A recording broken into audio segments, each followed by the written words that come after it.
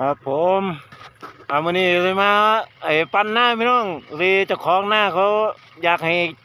ลากไม้ให้ก็สิแจไม้เขาสิแจขอนไม้นี่ไปเฮ็ดเสาเถียงเนาะพี่น้อง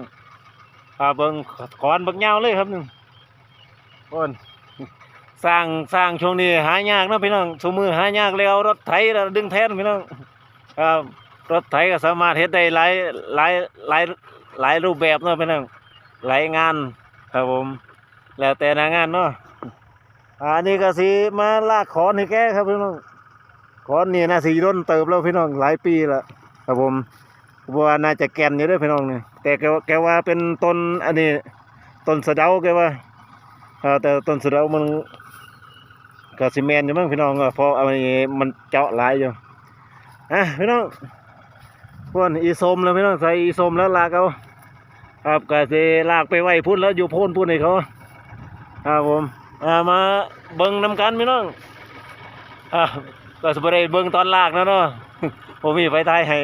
ขอนบักยาวเลยพี่น้องนี่พุ่นก็อยู่ประมาณ10 เมตรย้อนอยู่ได้พี่น้องนี่น่าจะ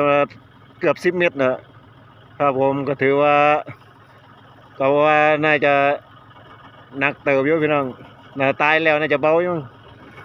ครับอีส้มลากเอาพี่น้องครับผมเบิ่งไปนำกันพี่น้องครับใครกันสำนีเนาะพี่น้องเนาะครับผมสวัสดีครับ